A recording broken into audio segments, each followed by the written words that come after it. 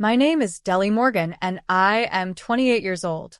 If you've ever given your all to someone only to be repaid with betrayal, this story is for you. Because the moment I realized my sister had returned the wedding dress I bought her and spent the money on a tropical getaway, I didn't just lose trust. I lost the illusion that love means endless sacrifice. Let me take you back to Columbus, Ohio, where I grew up in a small house with peeling paint and a front porch that creaked when you stepped on it. My parents did their best, but money was always tight. I learned early how to stretch a dollar, how to shop at thrift stores, how to fix shoes with duct tape, how to smile through hunger so others wouldn't worry. But my younger sister, Bella, never had to learn those lessons. From the day she was born, she was the golden child. Spoiled with birthday parties I never had. Given new clothes while I wore hand-me-downs. Told she could do no wrong. And I was the responsible one. The quiet one. The one who cleaned up after her messes, literally and figuratively. When she failed math, I tutored her. When she crashed the car, I helped pay for repairs. When she dropped out of community college, I didn't complain. I just kept working, double shifts at the hospital as a medical records clerk, weekends at a coffee shop, even late-night data entry jobs from home. I saved every penny. Not for myself, but for her. I paid her phone bill when she forgot to. Covered her rent when she was between jobs. Even co-signed her car loan, though I knew she'd miss payments. I told myself it was love. That family helps each other. But deep down, I was starting to wonder. Why was I always the one helping? Why was she never grateful? Then came the wedding. Bella got engaged to Trent, a guy she met on a dating app after 2 breakups in 1 year. Within weeks, she was planning a lavish ceremony at a vineyard outside the city. $50,000 budget, floral arches, live band, the works. I couldn't afford to attend, let alone contribute. But then she sent me a link. "This is the dress," she wrote. "It's $2,800. It's perfect. I know you understand." I stared at the screen. She knows I can't afford this. But I also knew what would happen if I said no. My mother would call. "Your sister needs you." Bella would cry. "You're the only one who gets me." So I did what I always did. I said yes. I picked up 3 extra shifts a week. Skipped meals. Sold my laptop. Took a payday loan. For 6 months, I lived on instant noodles and hope. Every time I wanted to quit, I pictured her walking down the aisle, smiling, knowing her big sister made it possible. Finally, the day arrived. I drove 2 hours to deliver the dress in person, carefully wrapped, ribbon tied, card attached. To Bella, with all my love. "Can't wait to see you shine." She hugged me, tight, dramatic. "Oh my God, Deli. It's even more beautiful in person. I'm going to wear it forever." I believed her. I wanted to. But the next morning something felt off. I called her. No answer. Texted. "How's the dress?" She replied hours later. "So busy with fittings." Love it though, 2 hearts still. Doubt lingered. So I checked the store's return policy online. They accepted returns within 14 days with original tags and receipt. I had included both. A cold knot formed in my stomach. 2 weeks passed. Then I saw a post on Instagram. Bella, tanned, in a bikini, standing in front of a turquoise ocean. Caption: "Paradise found, palm tree thanks to a little refund magic. Best decision ever." Tagged location: Cancun, Mexico. I froze. Refund magic? I scrolled through her stories. Videos of margaritas. Sunset boat rides. Shopping sprees. All funded by the $2,800 I had sacrificed for. I felt sick. Not just betrayed. Humiliated. I called my mom.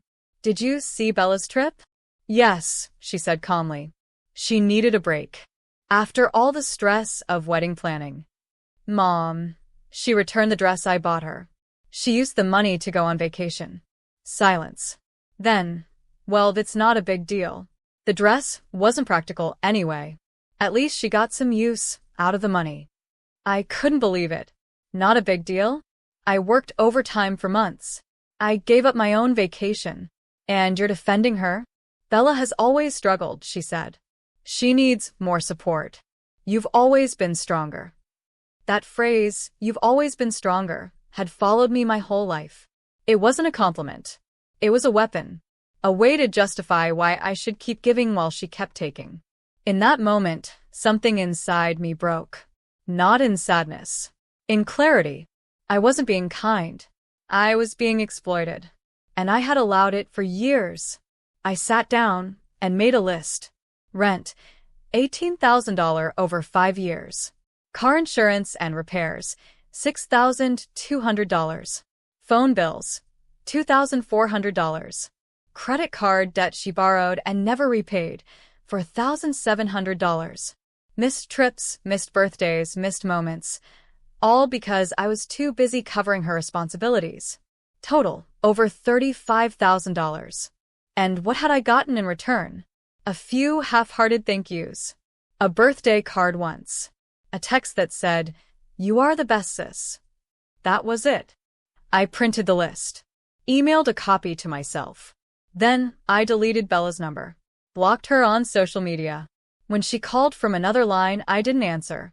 A week later, my mom showed up at my apartment. "Bella is devastated," she said. "She says you won't talk to her. What happened to family?" I handed her the list. "This is what happened. I've spent over $35,000 on her.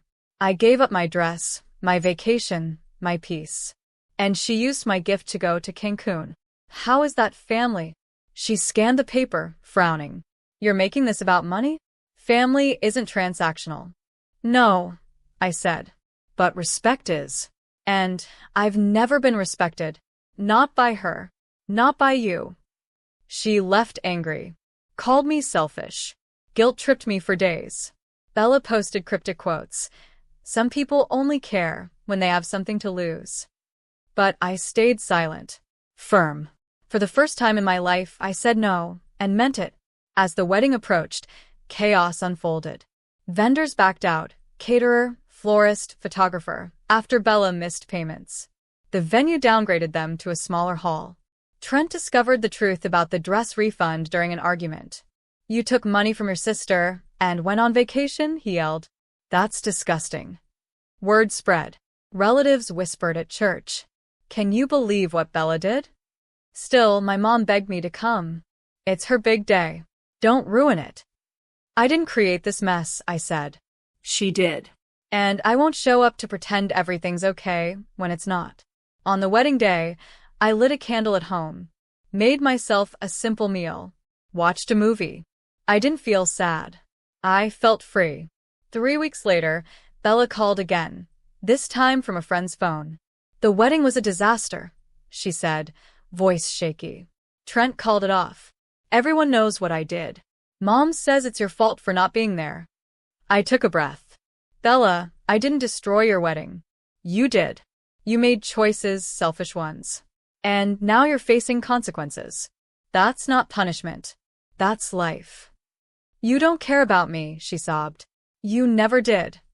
"I cared too much," I said gently. "I cared so much I let you use me. But real love doesn't mean letting someone drain you. Real love means setting boundaries. It means saying no when yes hurts you." There was silence. Then a whisper. "I'm sorry." I didn't reply right away. Forgiveness? I wasn't ready. But healing? That had already begun. Today, I still don't speak to Bella. My mom talks to me occasionally, but we keep things surface level. I've started therapy. Joined a support group for adult siblings in toxic dynamics. I even booked a trip to the mountains, not the beach, just for me. I bought a new laptop. Paid off my loan. And last month, I bought myself a dress. Not a wedding gown. Just something pretty. Something for me. I wore it to dinner with friends, laughing, feeling light. For the first time, I wasn't defined by what I gave up. I was defined by what I chose. If you've ever been the giver in a one-sided relationship, if you've been called strong as an excuse to carry everyone else's weight, let this story remind you. Your strength is not a bottomless well. Your kindness is not a weakness. And saying no is not cruelty. It's self-respect. You are not selfish for protecting your peace. You are wise. If this story touched you, please hit the like button, share it with someone who needs to hear it, and leave a comment telling me where you're watching from. Your voice matters. And together, we can prove that true love starts with loving yourself first.